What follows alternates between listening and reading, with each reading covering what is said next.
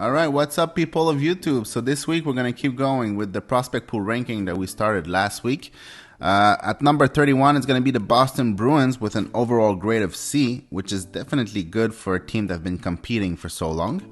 Their top prospect and the prospect that we're going to be talking about in order are Mason Lohrei, however you say his name, Fabian Lysol, John Beecher, Georgi Merkulov, and Matthew Poitras. Outside of that, I don't see many players who can reach the NHL outside maybe Brett Harrison has a chance. Obviously, players can always work on their tools and they become better and they make it to the NHL. We just never know about that.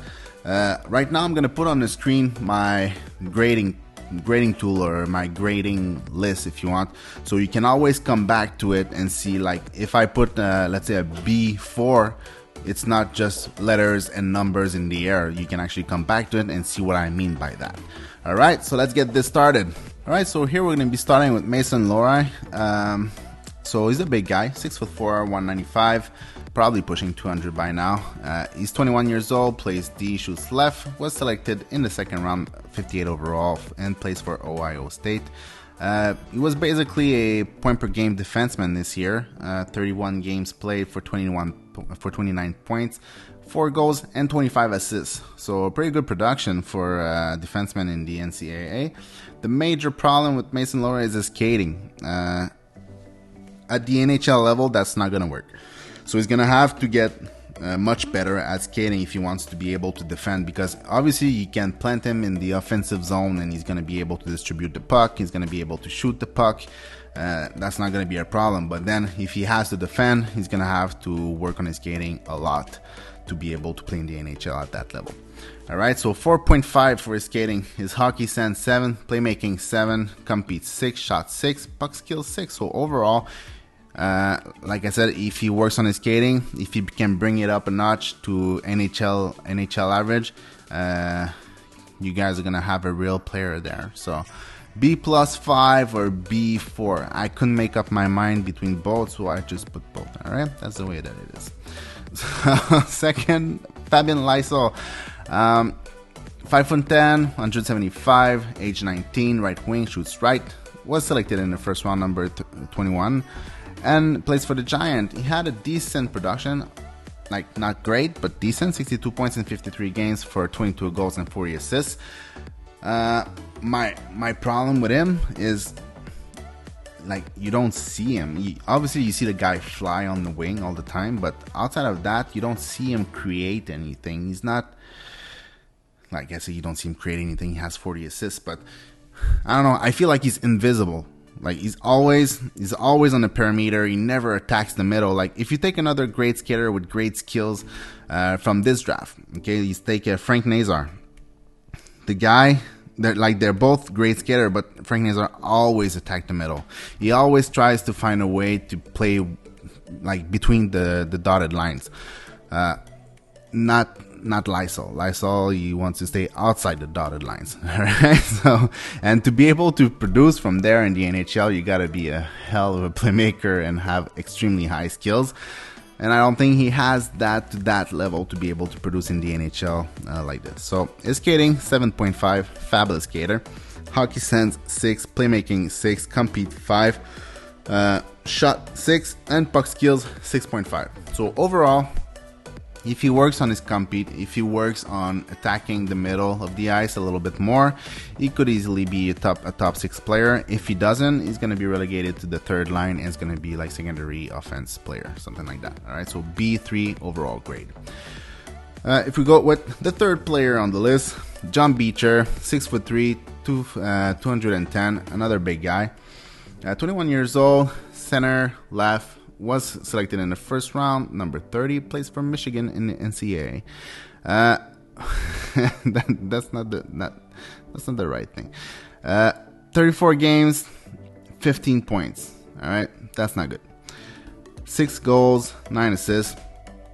What I would say his problem is he doesn't seem to understand how to create offense. He's a big guy. He's an amazing skater. He's a world-class competitor.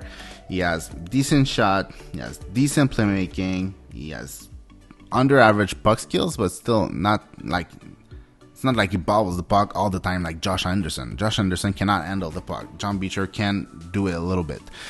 But the problem is he doesn't understand.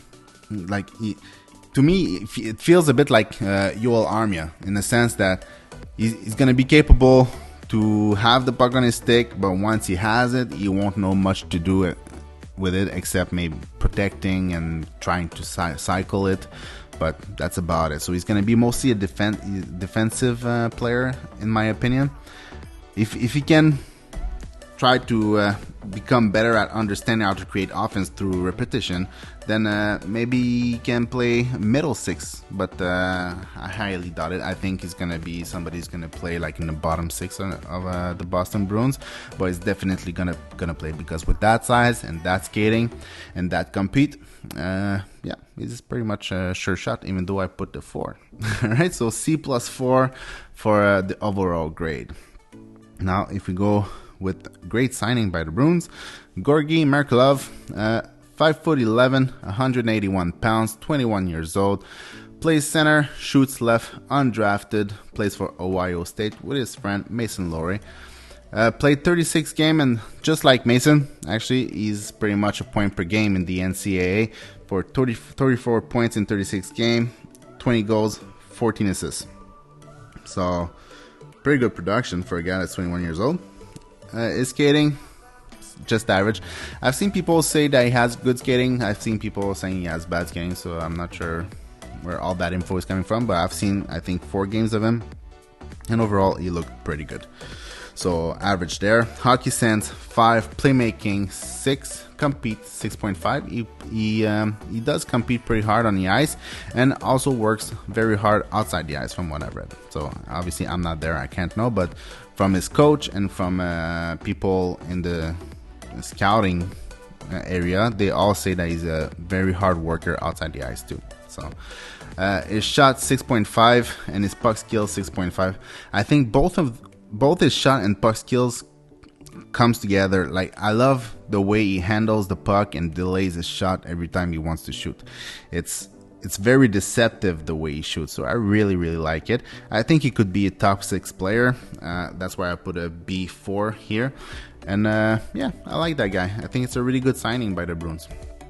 And then if we go with Matthew Patri, 18 years old, was just drafted, 175 pounds, 5'11", plays center, shoots right, was drafted in the second round, number 54, and plays for the Storm in the OHL. Not a great production, 50 points in 68 games for 21 goals and 29 assists. Obviously, you'd like more, but I think he has the skills and he has the compete to explode this season. So we're going to see, but his main asset is definitely his compete. He has, like, I've put high end at number 8 here, but it could easily be a 9, it could be a 9. He's a world-class competitor, a bit like Nick Robertson from Toronto, the way he's just a relentless player, relentless forechecker. They just never stop, and they are willing to take a hit. They are willing to do anything just to move the puck forward. So I think just because of that, he's gonna be in the NHL. That kind of compete will bring you in the NHL if you have a little bit of skills. So he's not the most skilled player in my opinion, but with that kind of compete and those average skills, he's going to play in the NHL. It's just on which level? Probably in the bottom 6 in my opinion. But skating, 6, pretty average. Hockey sense, 5. Playmaking, 6. Compete, 8/9. Shot 5.5 and puck skills 5.5 for an overall grade of C3. So not too bad. And those are the top 5 players. And like I said in the intro, there's this guy Brett Harrison that I think has a chance to play in the NHL. 6'2", 185, 19 years old, plays center, shoots left. Was selected in the 3rd round and plays for the Generals in the OHL. Production wise, like, basically point per game, like 61 and 65, 27 goals for 34 assists. I think this number, again, the 27 goal, he has a more dangerous shot in that, especially for the OHL. Once in the AHL or the NHL, that's different, but in the OHL, I think this number should go up by next year. So, and once again, one of the major problem is the horrendous skating. Well, not horrendous. It's not horrendous. It's very below average.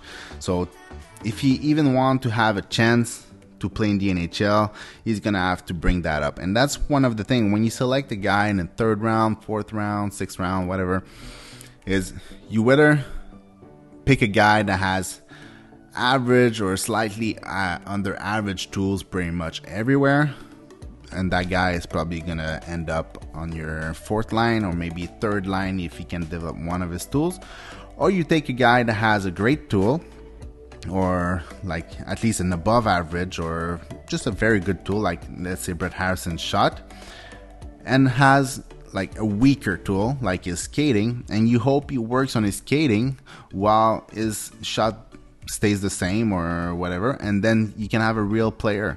So there's 2 line of thought. You take the average guy and hope he plays on your 4th line, or you take the guy that has a great tool and a weaker tool, and you work on his weaker tool to bring it to NHL level, and then you have a good guy. So we'll see what happens with him. But 4.5 skating, 5.5 hockey sense, playmaking 5.5. His compete 6.5. He does plays pretty hard. His shot 6, could be 6.5. Actually, it's definitely 6.5. Puck skills 6, and overall grade 6.